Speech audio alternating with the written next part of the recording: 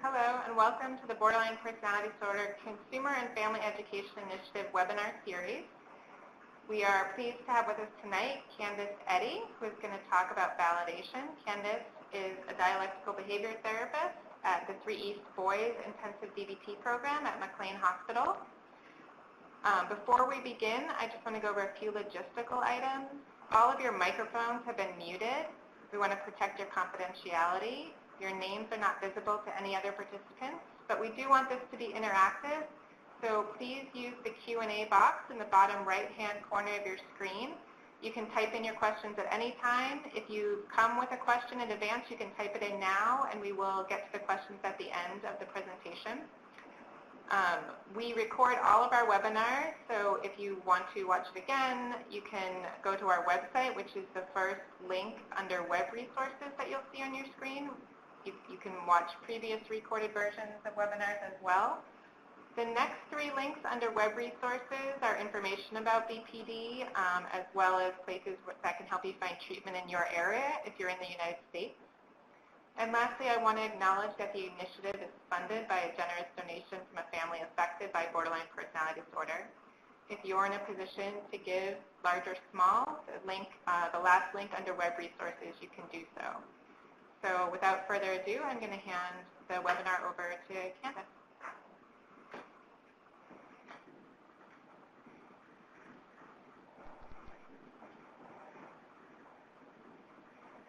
Great. Thank you guys so much for having me. Before I get started on this webinar related to validation, I just wanted to thank you for this opportunity. I'm really excited to present this webinar. It's my first time. I've taught this material many times to many family members and loved ones affected by borderline personality disorder, but never in this type of format. So I'm really excited to be able to offer this today. I also just want to thank my mentor and the director of the program I work for at 3 East, the DBT Boys program, Dr. Eddy. Much of this material and these slides have been adapted from curriculum that he's developed over many years of working with family members in a DBT format. He has created a lot of this curriculum in the context of a program called Family Connections. I think Family Connections has been around about 15 years, and it's now spread over 20 different countries, and it's all about supporting and teaching skills to loved ones affected by BPD. And so much of this material has been derived from his curriculum. So just wanted to share that as well. Yeah. Excited to present this material on kind of the nuts and bolts of how to validate, especially in difficult situations. So here's a brief overview of what we're going to be covering. We're going to talk about what exactly is validation in terms of validating someone's emotional experience. We're going to talk about why validation is incredibly important, actually really in all relationships. I'm going to share with you guys a study that's been done looking at the physiological effects and the impact of validation versus invalidation, which I find really interesting and really kind of conveys the importance of this topic. I'm going to share with you guys some targets, like what to look for and what are the different types of things that one can validate. We'll go over factors to remember when validating someone. And then we're going to go over what we call the levels of validation, or different ways in a really concrete way of how to validate people who are expressing various levels of emotion. I'm going to talk a little bit about how to validate in difficult situations. Okay, so what is validation? I know this topic has been covered before in one of these webinars. I'm hoping to kind of bring another perspective or go into it in another level. But validation is really simply acknowledging someone's experience for what it is. It's really being able to express your understanding and acceptance and the legitimacy of another person's experience or behavior or their private internal experience. I come from a DBT background, so everything is very skills-based, so that's a lot of what I'm going to be teaching today. And DBT, for those of you who know, we love acronyms. So this is a really fun acronym that can kind of help tie everything together that we do when we're validating. So it's all about identifying and communicating your understanding in a clear way. It's about communicating what it is you understand about the situation that someone's describing. It's legitimizing the facts including the facts of how someone else is feeling, because whatever someone is feeling is valid, whether we understand it or not, or whether we would feel the same way. It's about being able to explain your own feelings after, of course, you've expressed some validation and you've kind of sought to understand what they're going through. So there's this component of you being able to reciprocate and to share your experience as well. And it's really just about acknowledging, like you said, someone else's experience, their opinions, their feelings, their beliefs, their wants, their desires. And I love this aspect of respect. And it's not only showing and communicating respect for your loved one, but it's also generating some self-respect and being able to respect your own thoughts, feelings, wants, desires, etc. Right. Okay, so we're going to talk a little bit about why validation is important. In my opinion, validation really is the core of communication in all types of relationships. And whether it's a relationship with your loved ones, who you really care about, a best friend, validation is really important in all day-to-day relationships. We're going to talk a lot about how validation can actually reduce negative emotional arousal and reduce distress, which can be really impactful for your relationship and for the other person. Validation can really slow down the negative reactivity of another person. So if you think about, if you're sharing something with somebody and they are communicating to you that they really hear you, they really understand you, and you feel heard and understood, it actually tends to soothe our own emotional experience and vice versa. Or if you feel like if you're being invalidated, sometimes we tend to get more reactive in the moment. Validation can also really help to build trust in relationships, help to maintain fairness, and can really help to decrease anger for either yourself or for your loved one, which is really important. As I've mentioned before, not only be respectful of the person you're trying to validate, but can also enhance your own sense of self-respect. I really feel like validation is the key to getting through really tough situations in your relationship. It's the key to getting through rough spots. A good relationship is not one completely absent of conflict, but it's about how we get through that conflict, how we resolve that conflict, which can actually really strengthen relationships and can create a sense of closeness. And I know for myself, I'm a therapist and I'm also a mother. I have a teenage daughter, and sometimes when she's sharing with me or my clients are sharing with me, I want to jump to problem solving and I want to tell them what they can do to fix the situation. That doesn't always go over very well, because if we're missing it or we're not understanding it or we're not really validating the experience, it's actually harder to help someone problem solve or to do something that helps them to change in a way that's effective. So validation really is the key for getting to a place of problem solving if that's what's needed, or can be the gateway to change. It's really important to actually validate before we attempt to problem solve, because it helps us better understand what the problem is. I don't know if any of you have seen this video, but there's a really hilarious YouTube video called "It's Not About the Nails." I highly recommend that you watch it. It's about a 2-minute video. It's a funny video with a couple, and she's sharing some of her emotional pain and suffering, and there's a very clear problem, and the husband wants to jump to problem solving, and she feels completely misunderstood. She feels completely frustrated. She's like, "You're not getting it. I just need you to listen." And there's this back and forth that really displays kind of the importance of validation.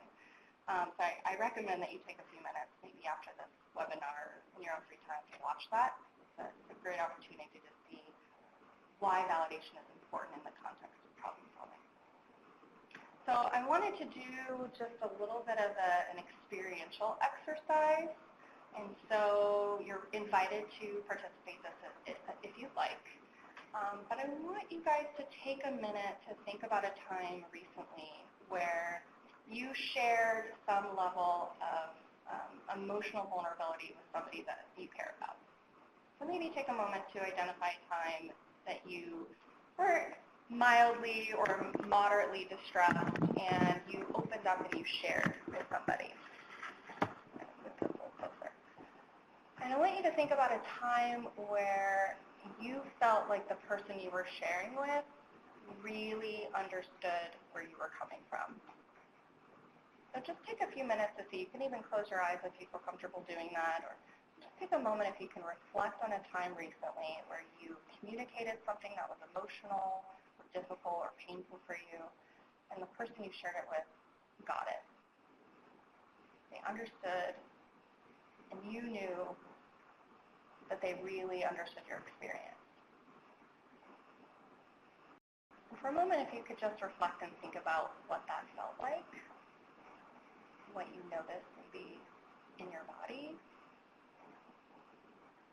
some thoughts that you had, some emotions that you had afterwards. So just taking a moment to reflect on an experience like that. I know for myself, when I open up and I share something with someone and they are validating to me, I feel like a sense of relief in my body. I feel a little bit less tense. I have this thought that I'm being respected. And it actually helps my emotion to come down a little bit. So if I am having like a high level of emotion and someone validates me, there's some soothing that happens.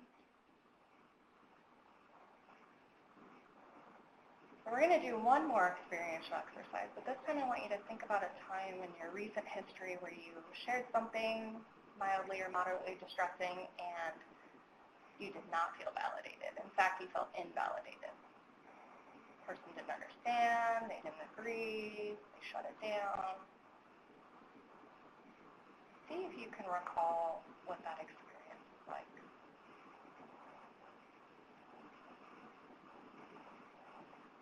You noticing what you felt in your body? You noticed any sensation? You're able to connect with that. See if you can think about what happened to your emotional experience.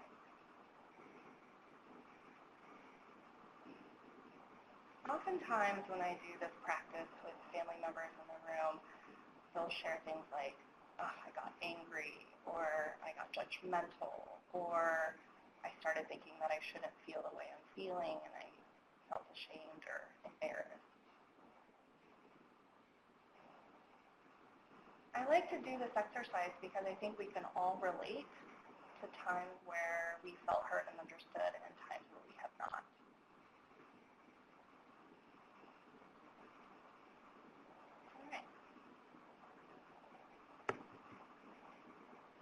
So I'm going to share with you guys a study that really highlights how validation versus invalidation impacts us. So this is a really interesting study that was done a few years ago. It's been replicated to my knowledge a few times. But really there was this group of college students that agreed to participate in a stress study. And so they had no idea that they were going to do a study that had to do with validation and invalidation. But they did know that they were signing up to intentionally and purposely feel stressed. And so what the activity was that each group, there was a validation group and an invalidation group, and each group were given very difficult math problems. The participants, the math questions appeared to be simple, but were actually impossible to solve. So naturally, everybody's level of stress started to increase when they were filling out these math problems. And so these participants were hooked up to a variety of different measures, looking at physiological stress response. So they were looking at, skin conductance, picking up on sweat, and heart monitor, and blood pressure, and things like that. And so as you can see with this graph, when both groups were given the first set of questions, their level of stress actually increased at the same rate. So they went from a moderate level of stress to a very high level of stress. What happened in the validation group is the person in the lab would say, hey, so how's the test going? How are you feeling? And naturally people would say things like, oh, this is really stressful, this is hard, I don't know how to do this. And in the validation group, the person in the lab in the white coat with the math problem would say something along the lines of, well, of course you're stressed. You're supposed to be stressed. This is a stress study. we're actually wanting you to be stressed for our research purposes. Everybody gets stressed out.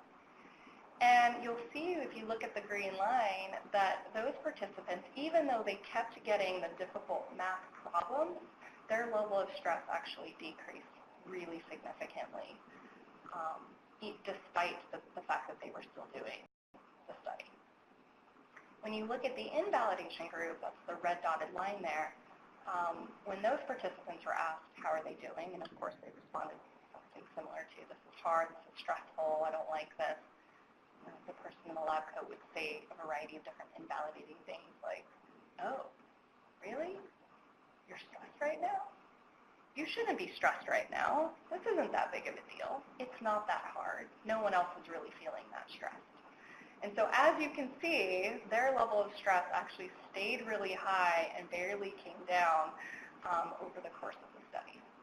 So I like talking about this study quite a bit because it's a really good representation of what happens for us physiologically, physically, when we're validated and when we're invalidated. So the take-home message here is that validation actually functions to soothe another person's emotions. Okay? So it actually brings down someone's level of emotional distress when we do a good job with it. Okay? Not only that, but it invites for a more regulated response. It invites people to respond in a way that may be more accurate. I'll talk a little bit more about what I mean by accurate. But it helps someone to actually feel a little bit less distressed and communicate more effectively. And the more you validate someone, the more accurate they are. So what I mean by accurate expression, which I don't talk a lot about in this particular seminar, is someone's ability to really accurately and descriptively describe their emotional experience, primarily their, what we would call their primary emotion, their sadness, their hurt, their fear, things like that. And people often tend to inaccurately express when they're dysregulated, meaning that they might become kind of explosive, or they might shut down and not say anything at all, or they might say things like, oh, I'm fine, when really internally they don't feel fine. So when we really understand and we communicate that understanding in a clear way, we invite people to respond to us in a regulated, more accurate way, which then makes it easier for us to validate. And it becomes more of this pattern of validation, accurate expression, validation, accurate expression. Or on the flip side of that, if we invalidate someone and then they get frustrated or angry or shut down, they tend to respond in a more inaccurate way. And then the more inaccurate someone is, the harder it is for us to validate. And so that becomes the cycle or the pattern. So that's why it can be incredibly important. All right, so before we get into the different levels of validation, I just want to point out that when we're talking about validation, I do not mean agreement. I do not mean giving in. I do not mean letting go of your limits. This was discussed in a previous seminar about a year ago with Dr. Galen, and she makes a really good point that it's not about letting go, it's not about giving in, it's not about agreeing. It's simply acknowledging someone's experience, even if the experience is different from your own. So, if for example, my daughter is complaining and bemoaning doing the dishes that I've asked her to do, something along those lines, and, validating her will look something like, well, yeah, doing dishes is hard, and I know you really don't want to. Doesn't mean that I have the same experience as her. I may like doing dishes, which I don't, by the way, but I might. Or it might mean that, I still want her to do them, and that's still the expectation, even though it's hard and she doesn't like it. So I can validate and still hold a limit or a boundary or an expectation. Yeah, I know it's hard, and you're tired, and you've been at school all day, and you don't want to do the dishes. Yeah, and I actually really need you to get them done so that we can have dinner together or something like that. So it does not mean giving in or agreement. So I want to be really, really clear about that. The second thing I want to bring up is that even in really difficult situations or with really problematic behaviors, something valid can be found. This is often really tricky for family members, especially when our loved one has engaged in a really serious behavior or high-risk behavior, and it just doesn't make sense to us. um, it can be really hard to find something valid. Something that helps me is to think that every behavior makes sense for some reason, even if I don't understand what the reason is. Now, I want to be clear that that doesn't mean that we're going to validate the behavior that we don't agree with, but we can validate something about the behavior. For example, that many high-risk behaviors, they serve a function of helping someone in the moment to decrease stress or to try to get a sense of temporary relief because the pain they're feeling is so profound. And so I wouldn't validate, a destructive or self-harming behavior, and yet I can see that if someone is in enough emotional pain and they're looking for relief and they can't think of any other options in the moment, I can see how someone could get there. And so we can validate the emotion or something that's valid, but we're not going to validate the invalid behavior, if that makes sense. So if you guys have more questions about that, we can talk a little bit more. But even in all situations, something valid can be found. The third thing I want to bring up is that anger in close relationships, even when it's justified, is just really toxic. It can be really incredibly corrosive.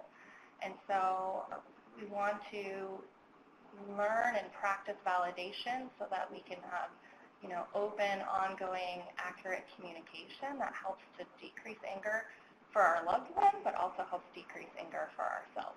Because if we enter into an interaction with judgments and anger, it's going to be really hard for us to validate. Our loved one is not going to feel heard, and it's likely going to escalate in some kind of way that isn't particularly helpful. And so I think a lot of the families I work with have had a lot of those kinds of experiences. And, just keeping in mind that if you are feeling a lot of anger in a certain situation, it's really important that you get some support, or maybe you take a few minutes, or you get to a place where your anger has come down, or you can be in a position to hear the other person and to validate when you're able to do so. Okay. All right. So I'm going to give a few examples of different things that you can validate, different targets, but I do really want to acknowledge that validation can be really hard, especially when someone is not expressing themselves very accurately, like I mentioned a few minutes ago. And so I'll give a couple of examples. So I like to just talk a lot about my daughter, but if my daughter comes home from school and she slams the door and she has a scowl on her face and she throws her backpack and she knocks something over, most parents would immediately respond or react to the behavior, as I probably would in that situation. Like, hey, don't slam my door and pick your stuff up and, have more respect, or some of the things that we would very typically say. So if she comes in and she's kind of showing more aggression and she's doing behaviors that I don't like, that, don't feel good to me, it's really common and really typical to just react to the behavior, try to correct the behavior, which makes a lot of sense. And I think, 98% of us do that. The problem is we don't actually know what's going on. We don't actually know what happened. We don't know what she's feeling or why she's feeling it. So if we only react to the behavior, we're missing a lot of opportunities to figure out what's really going on. That doesn't mean I'm okay with her slamming the door, knocking things over. I'm totally going to address that, but I really want to work hard on addressing that after I figured out what's going on. On the flip side of that, if my daughter comes home and she just quietly walks in with her head down, doesn't say anything, is quiet, goes into her room, shuts the door, and I try talking to her and she says, I don't want to talk right now, leave me alone, I'm fine. Probably my spidey sense is picking up on something that maybe she's not fine, but if she's not being accurate, it's going to be really easy for me to go, okay, she wants me to leave her alone, I'm going to leave her alone, and then maybe I'm missing a whole lot of other things. So it's really, really easy to invalidate someone when all we see is their overt behavior and we don't really have a sense of what's going on internally. So we're going to talk a little bit about how you would manage different situations like that.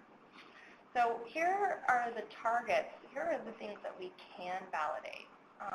We can always validate someone's emotional experience or their feelings. We can validate the legitimacy of wanting something. I'm going to share kind of a controversial example, but I think it's a really good one to highlight a certain point. But, sometimes people want what they want, and even if we don't think that's something we would want or we want for them. So I'll give you an example. Several years ago, I was working in a residential treatment center with adolescents, and I had a young man I was working with who was struggling with, in addition to his emotion dysregulation that we were treating, he was really struggling with substance abuse issues. And he was pretty stuck in his position that no matter what, he was not going to stop doing that behavior. He liked doing that behavior, and nobody was going to talk him out of doing that behavior. His mom, of course, was really concerned and fearful and didn't want him using substances, which is completely understandable. The problem is that she was having a really hard time validating that he wanted to do it. And so I was working with her on validation, and she, in fact, would get a little angry with me and would say things like, I can't validate this, it's not okay, I don't want him to do it, he shouldn't do it, it's illegal, which all of those things were true. But I was trying to get her to see if she could validate that, in fact, his experiences, for whatever reason, I want to do this substance.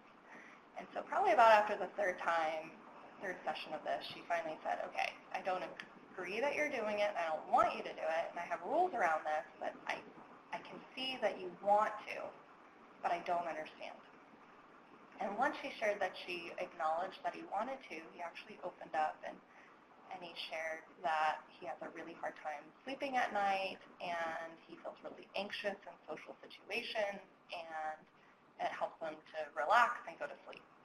And so, but once she knew that, she was like, oh my gosh, I had no idea. I didn't know that you were feeling so anxious. I didn't know you were having a hard time sleeping. And it really opened up the door for them to communicate about this topic that before they were just getting really stuck and really polarized on. And when she validated his experience, he felt like she then understood, and he opened up a little bit more, and then she validated more. And she said, okay, I get why you want to, and let me help you figure out alternative ways. And so we worked together to come up with other strategies. So it wasn't about her saying, okay, it's okay for you to use these substances, I'm now officially okay with it, but it was her just validating the legitimacy of him wanting to do it, which opened up the door for some problem solving. We can also validate beliefs, someone's opinions, someone's thoughts about something, even if they're completely different from our own. Sometimes it's nice to be able to validate how difficult something can be, how difficult a task is, or how hard someone is trying, or how much effort someone is putting into it. Those are things we can validate as well. It's always great to reinforce and validate when people are doing something that's really effective. They're doing something that we like, or a behavior that feels good, or that is really effective. Those are some things we can validate as well, including things that a person does for another. So those are just some examples of some different targets, different things that we can validate in relationships. All right, so here are some factors to remember when we are validating our loved ones. Timing is really important. Really just taking a minute to think, like, is this timing make sense? Is it a good time for me? Is it a good time for my loved one? And just really taking that into consideration. It's also really important to take turns, to really actively listen to what your loved one is sharing or has to say, or what their thoughts or feelings or opinions are. And then to also share your own experience and to validate and to try to have this reciprocal conversation can be really helpful. When we're validating, it's not only validating with our words, but our body language can be incredibly important, our tone, our proximity, like being aware of our personal space. If I'm working with someone or talking with someone and they're sitting down and I'm hovering over them and I'm really close, they might that might feel really uncomfortable. And so thinking about sitting next to them or sitting side by side and, having space and knowing kind of when to be close and when to kind of back off and kind of picking up on some of the cues from our loved one. It's also really helpful if we can really work on practicing non-blaming. So I think it's really easy when we're upset or distressed or our loved one is distressed to get to a place of thinking it's their fault or thinking it's your fault and really just trying to step out of like a blaming type of stance and thinking more just descriptively about what's actually happening, trying to get out of like what we call black and white, like all or nothing type of thinking, just really trying to hear like, I really am curious about this person's perspective. This one's really important.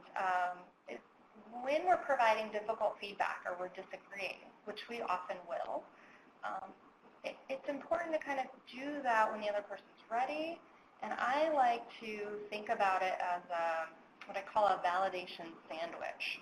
So I try to validate what makes sense first, then maybe deliver my feedback or deliver my no or disagree with someone, but also then validate again.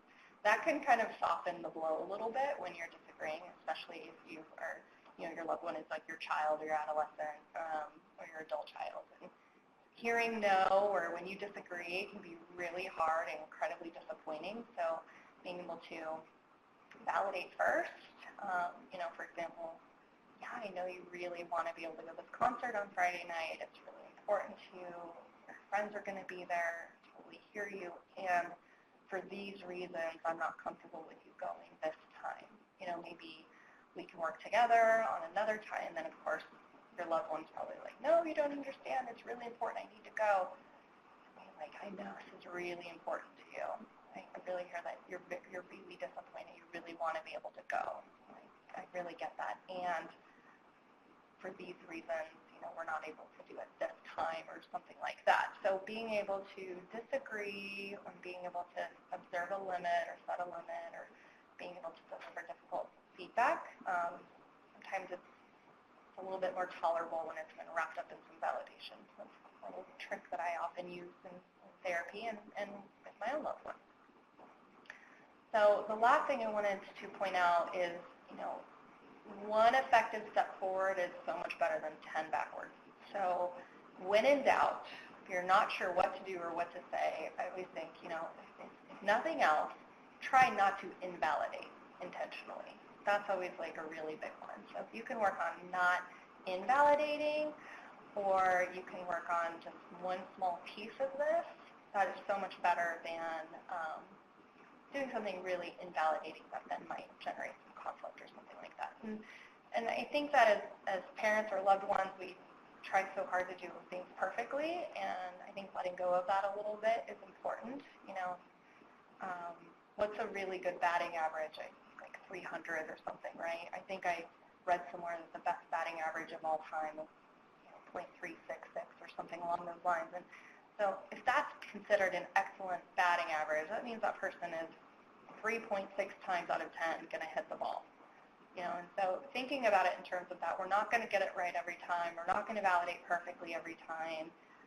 It's okay to miss the mark and miss the boat, and it's all about kind of picking yourself back up and trying it again and practicing. But over time, if you continue to practice validation, you start to shift the dynamic and the transition or the transaction over time, and really over time people start to have more validating interactions with their loved ones, which can really improve and strengthen relationships. All right, so this is a quick overview of the things I'm going to get into. But these are some of the different ways to validate. In DBT, we look at the different levels of validation. And it's not that you have to do these in any particular order, that there's specific steps, but really these are just the different types from kind of the most basic level all the way to like a really high level of validation. And not every situation warrants all of these different types of validation. So what you'll notice is with practice, you'll start to kind of figure out which type of validation fits with which type of situation, and you'll try to match the experience. And the takeaway I want you to get from this is that, it's important to try to match your level of validation with what the person is expressing to you.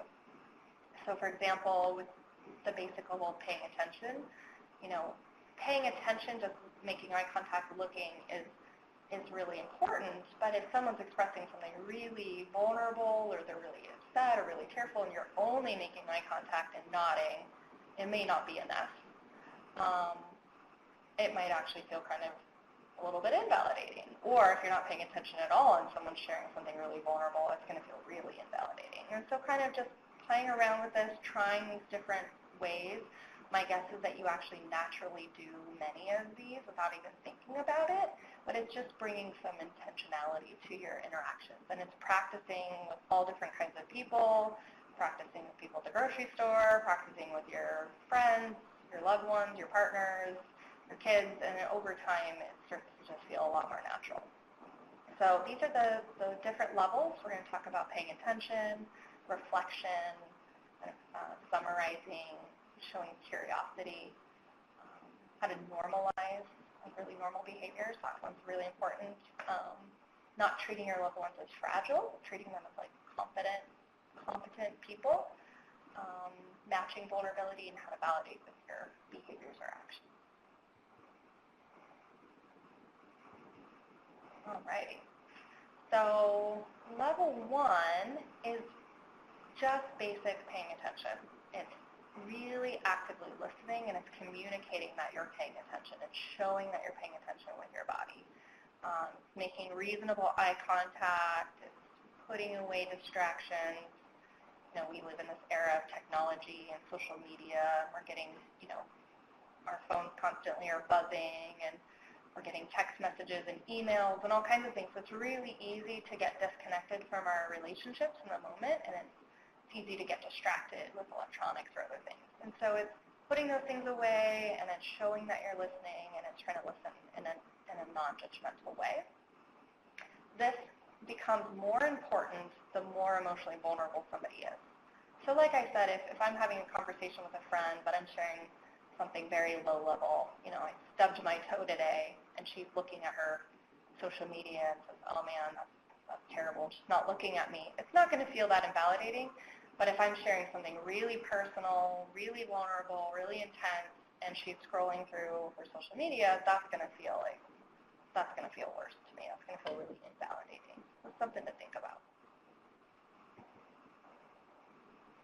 Level 2 is all about reflecting back what someone is saying or acknowledging what they're communicating or demonstrating. So some quick tricks here have to do with maybe picking up on some key words or some key phrases.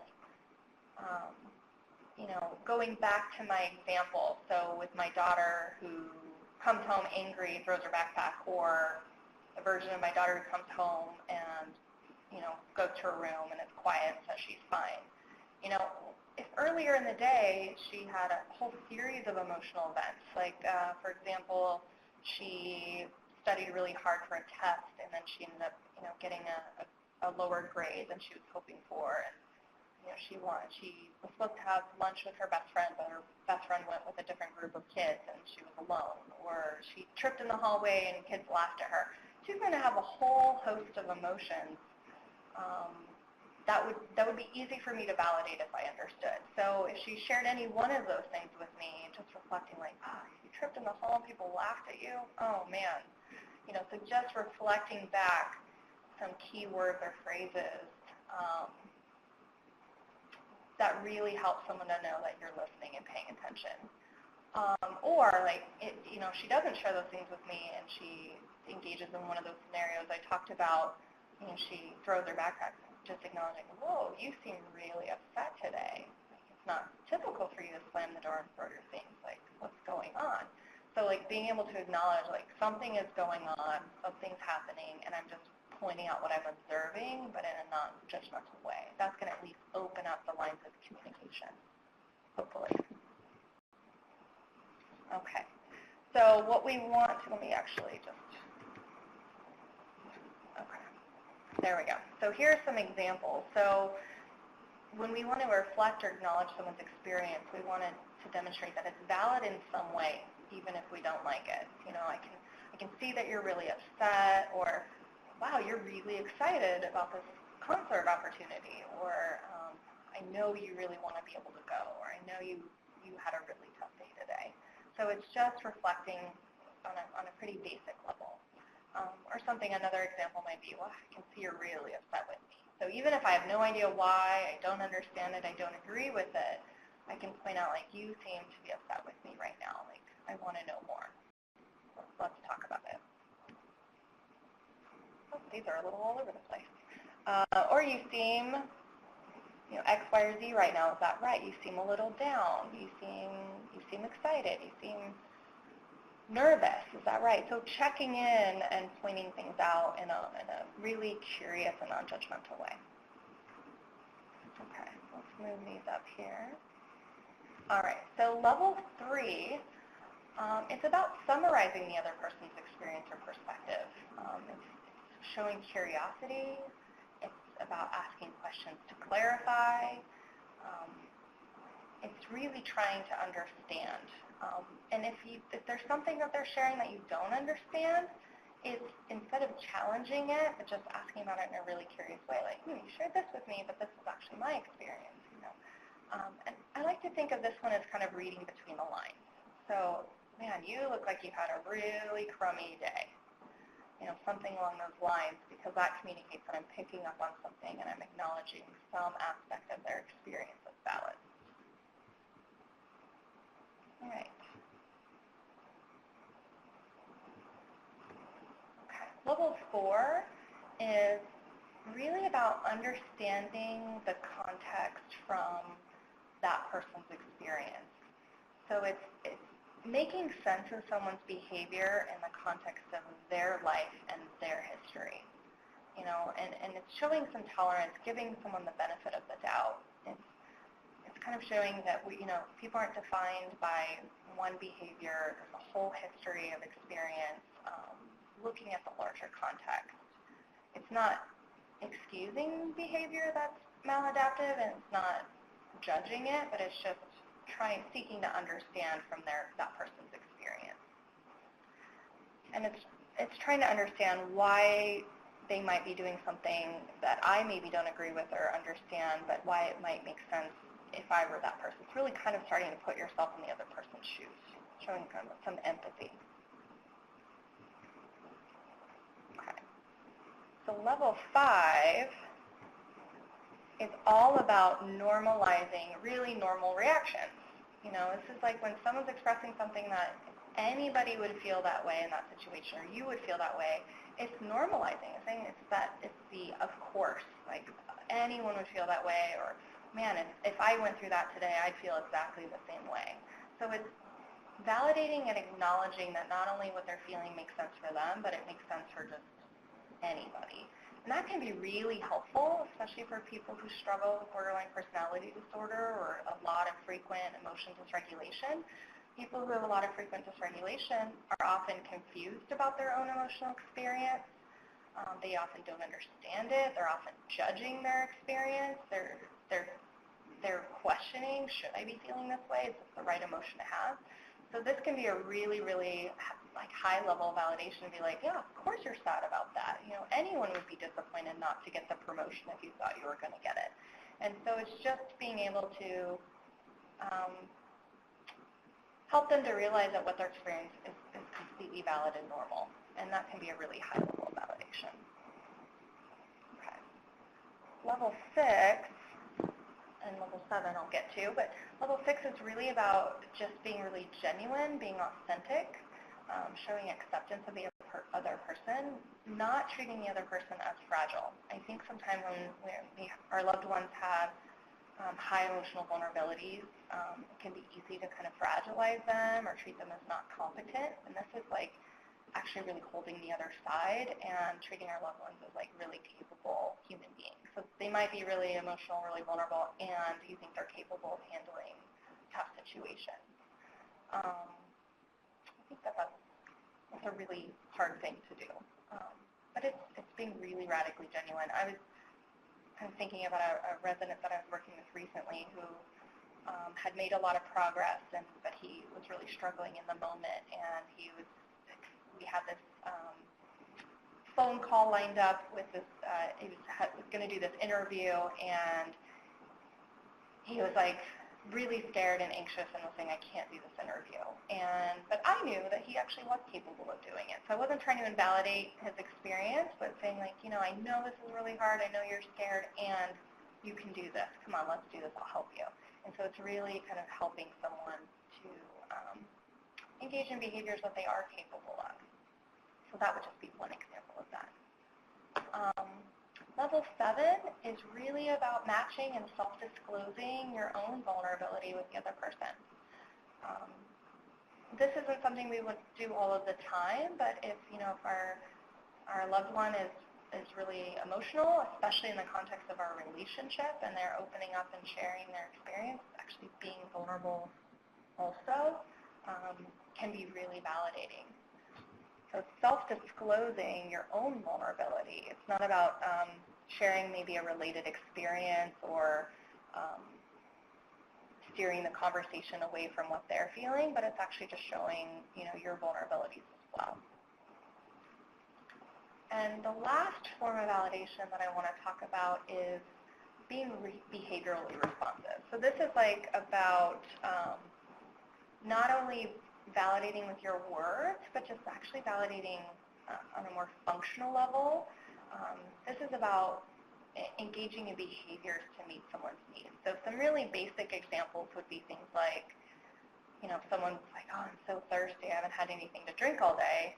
If I'm really verbally validating, you might say, oh, that makes sense, you're really thirsty, you've had a long day, you've been speaking a lot, you're really parched. Well, that's actually not going to do the trick. So maybe instead of verbally validating, I just go get them some water. Or if someone's sharing that they're cold, and I get them a blanket or a sweatshirt or something like that. So it's just doing something that's validating to the person's experience. They're tearful and crying, and we have a loving relationship, and I give them a hug, something like that. So it's validating with your actions, which is really important because, sometimes that's what people need. They don't need you to validate with your words. And so kind of choosing times to practice that can be really important. Okay, so again, like I said, it's doing what the other person needs or wants rather than simply giving a verbal response. So some quick validating responses, and I realize I repeated one because I think I use it a lot, but this would be I know, yeah, tell me more, like I totally get it.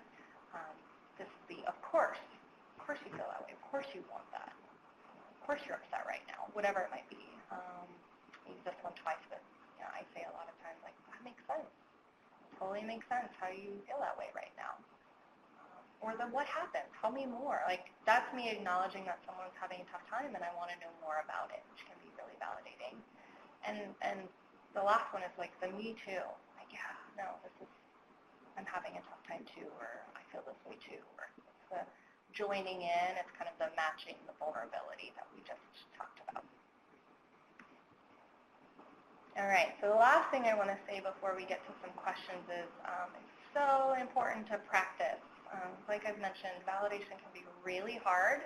It sounds easy, but it's actually incredibly difficult. I inadvertently invalidate people on a regular basis, even though I try really hard not to, and I really work hard on being validating toward my clients, my friends, my family members. It's actually really hard, especially when someone is not expressing themselves very accurately, or they're shutting down, or they're showing anger, having my own emotional experiences. So it's just really important that you practice in as many opportunities as you can. I added here just like a small practice exercise that you guys might want to do. It's not something we're able to do as part of the webinar just because it's hard to show video. But I did include this YouTube video. It's just a couple of minutes. It's actually a clip from the Disney movie Inside Out. If you haven't seen it, it's really cute. And there's this dinner scene with a child and her parents, and she's clearly upset. She's upset about the fact that she moved and she doesn't have any friends.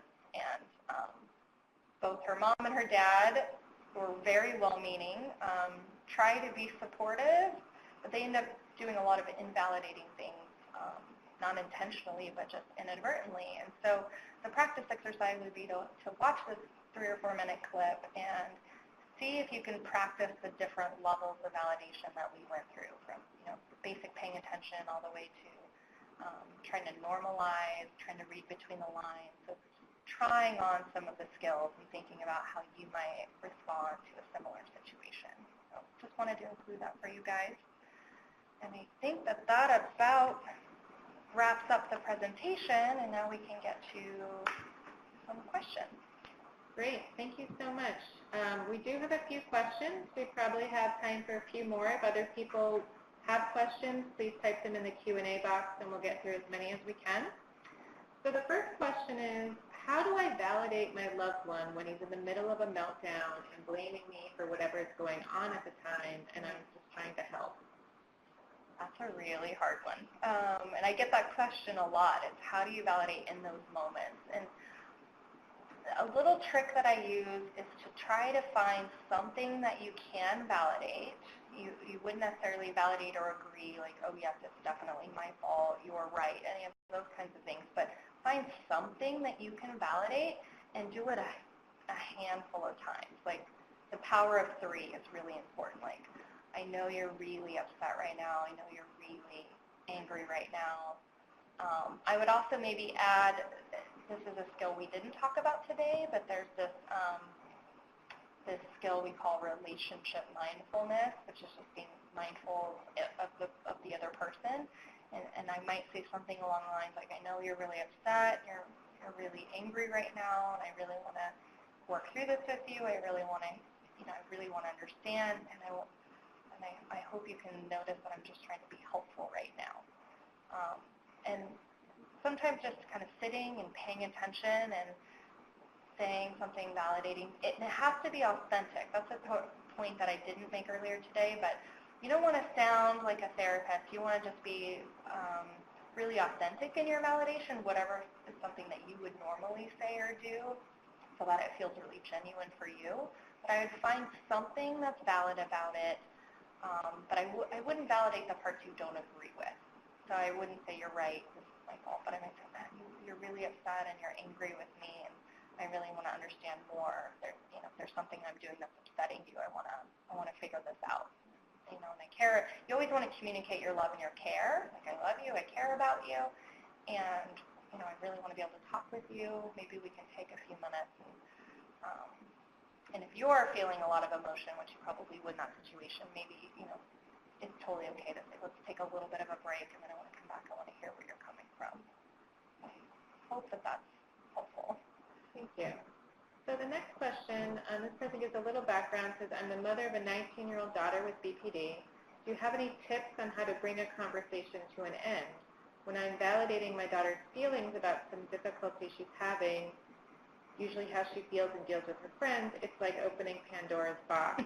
She vents, I struggle to end the conversation, and we are not yet in problem-solving mode, and she gets angry if I don't allocate enough time. That can be another tricky situation. It's a really, really good question. Yeah, sometimes when we are validating, especially if someone used the word venting, which I thought was really important piece of it. Sometimes when people are venting, you'll notice that they're just venting lots of judgments, and they're often venting judgments that make them kind of angry. And so you want to be careful about just over-validating or agreeing with the judgment, but you can validate that. This is where the level 3, the summarizing, might be really helpful, kind of reading between the lines and like, oh, sounds like you were really disappointed and that was really hurtful or something like that. You want to kind of read between the lines and see if you can validate what the emotions are that are kind of underneath all the judgments, if there's a lot of venting going on. And you could say something along the lines of, like, hey, I know this is really hard for you, and, I'm happy to talk with you more about it, and I'm wondering if we might want to talk about something else right now. I'm wondering if we can maybe take a break and we can come back a little later and talk more about it or something. So, acknowledging that it's important to her, it's something that she wants to share and open up about, which is great. And maybe sharing some of your own needs or concerns too, just saying, this is really important, I want to hear you. and right now, I need to do X, Y, and Z. Can we come back to this a little bit later? And maybe by then, some of the emotions have come down a little bit. But I think if you get under the surface of the content of it and try to validate what it is about the experience that's really upsetting, that sometimes helps somebody to feel really understood versus just listening and hearing all of the judgments and venting. I'm hoping that that's helpful. So this question is related to one of the levels that you talked about.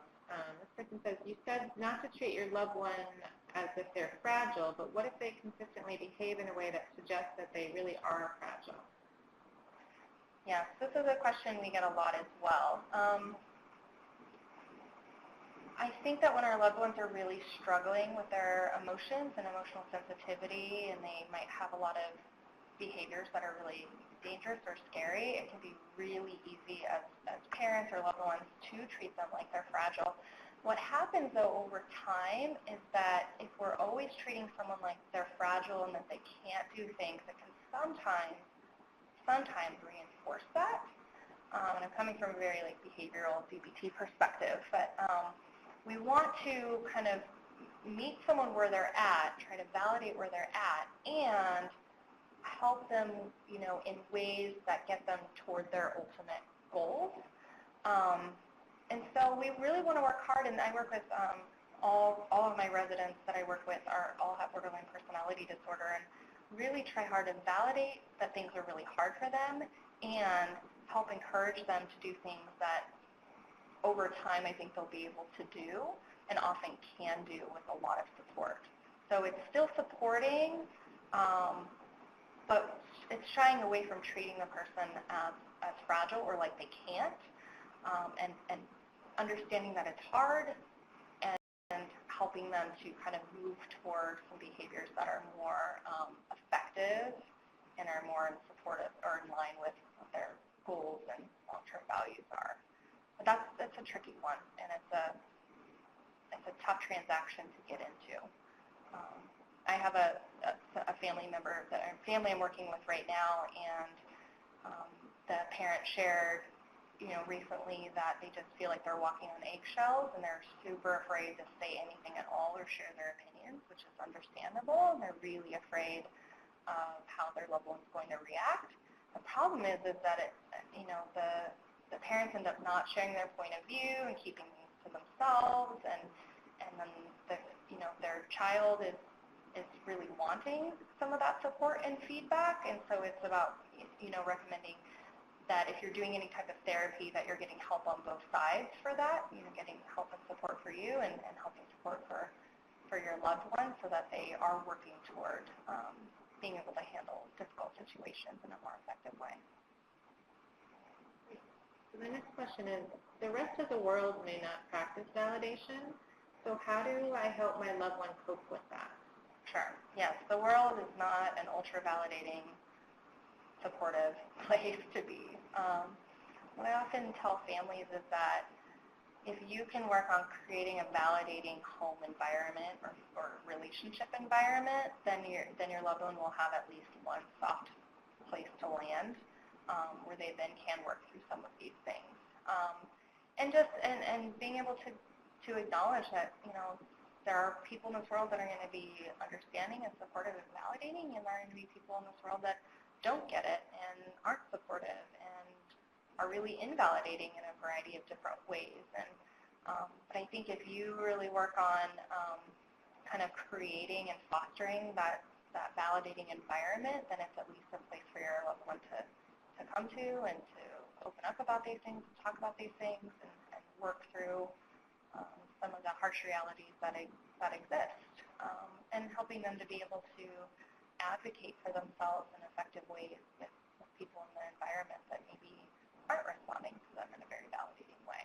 And always recommend getting some sort of support for yourself and for your loved one if they're willing and able to get some treatment for themselves to kind of navigate some of those things.